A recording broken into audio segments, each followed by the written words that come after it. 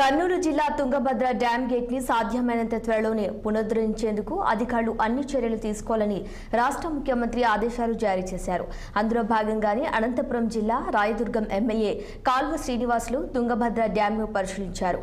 కర్ణాటకలోని హోస్పేట వద్ద ఉన్న తుంగభద్ర డ్యాం గేట్ కొట్టుకుపోయిన విషయం తెల్లవారుజామున తెలిసిన వెంటనే రాష్ట్ర ఉన్నత అధికారులు అప్రమత్తం చేయడం జరిగిందన్నారు.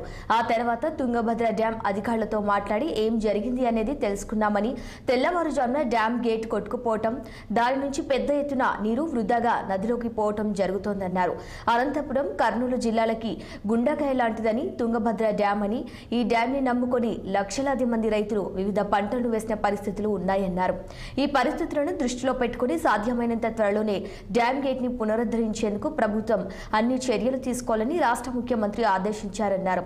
ఇక తుంగభద్ర డ్యాం పురాతనమైన డ్యాం కావడంతో అక్కడ stop light gate alignment design లేకపోవడం మనకు నష్టం కలిగించే అంశమని, ఇలాంటి విపత్కర పరిస్థితులు వచ్చి గేట్ను కొట్టుకుపోయినప్పుడు ప్రత్యామ్నాయంగా ఇంకొక గేట్ను దించుకునే అవకాశం కొత్తగా వచ్చే డ్యాములో డిజైన్ చేస్తున్నామన్నారు. అలాంటి అవకాశం తుంగభద్ర డ్యాంలో లేకపోవడం వల్ల నీరు వృధాగా పోతుందన్నారు. ఇంకా టీబీ డ్యాంలో పరిపూర్ణమైన అవగాహన కలిగిన వ్యక్తులు, సుదీర్ఘమైన అనుభవం ఉండి రిటైర్డ్ అయిన గన్నయ్య నాయుడు ఇతర వ్యక్తులను సంప్రదించడం జరిగిందని, టీబీ డ్యాం వద్ద ప్రత్యామ్నాయంగా అత్యవసరంగా గేట్లను తయారు చేసుకుని తాత్కాలికంగా నీటి నిలిపేందుకు అవసరమైన చర్యలు తీసుకునేందుకు అన్ని ప్రణాళికలు సిద్ధం చేయడం జరుగుతోందన్నారు. ఇంకా ఏమైనా ప్రత్యామ్నాయాలు ఉన్నాయా? రబ్బర్ డ్యాంను తీసుకువచ్చి వెంటనే అడ్డం పెట్టవచ్చా? ఇలాంటి ప్రత్యామ్నాయాలపై ఉన్నతాధికారులు విజయవాడలో పనిచేస్తున్నారన్నారు. ఇది అత్యంత బాధాకరమైన అంశమని, రాయలసీమ వాసిగా ఉదయాన్నే డ్యాం గేట్ కొట్టుకుపోయిందనే వార్త విన్న వెంటనే ఎంతో ఆందోళనకు గురి కావటం జరిగిందన్నారు. ఇది డ్యాంను నమ్ముకున్న లక్షలాది మంది రైతుల జీవితాలకు సంబంధించింది. ప్రభుత్వం పూర్తి స్థాయిలో ఈ విషయంపై దృష్టి పెట్టిందని, తుంగభద్ర బోర్డు అధికారులు దీనిని చేపట్టాల్సి ఉందని, వారికి అన్ని రకాల సహాయ సహకారాలు అందించాలని రాష్ట్ర ముఖ్యమంత్రి ఆదేశాలు ఇచ్చారన్నారు.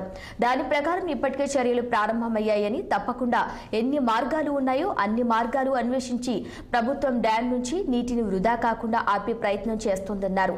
ఎవరు ఎలాంటి ఆందోళనకు గురి కావద్దని, ప్రభుత్వం డ్యాం గేట్ పునరుద్ధరించే పనిలోనే ఉందన్నారు.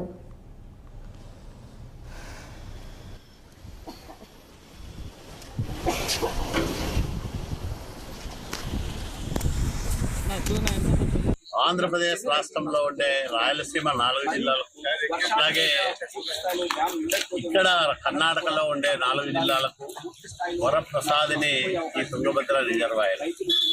ఈ రిజర్వాయర్ నుంచి వచ్చే నీళ్ల వల్లనే అనంతపురం, కర్నూలు, కడప జిల్లాల్లో తాగునీటి అవసరాలు తీసుకుంటా ఉన్నాం. కర్ణాటకలో కూడా తీవ్రమైన అనావృష్టి జిల్లాలైన బళ్ళారి కానీ, రాయచూరు కానీ, అట్లాగే కొప్పలు కానీ, గదగ్ కానీ ఇట్లాంటి జిల్లాల్లో ఈ నీరు పారి మరి ప్రజలకు, రైతులకు మేలు చేకూరుతాం. ఇట్లాంటి రిజర్వాయర్లు ఈరోజు పూర్తి సామర్థ్యంతో దాదాపు 100 టీఎంసీల నిల్వతో నిండుకుండలో తొలగిసలాడుతున్న సమయంలో అనుకోని విపత్తు సంభవించి 19వ నంబర్ గేటు కొట్టుకుపోవడం, నీటి ప్రవాహానికి దాదాపు 30,000 క్యూసెక్కుల నీరు ఆ గేటు ద్వారా వృధాగా పోతా ఉంది. ఆ గేటు నీటి ఒత్తిడి పెరిగిందని పక్కనుండే గేట్లన్నీ కూడా ఎత్తి దాదాపు 90,000 క్యూసెక్కుల నీటిని దిగువకు వదులుతూ ఉన్నారు. దీనివల్ల దాదాపు 60 టీఎంసీల నీటిని నష్టపోయే ప్రమాదం ఏర్పడింది.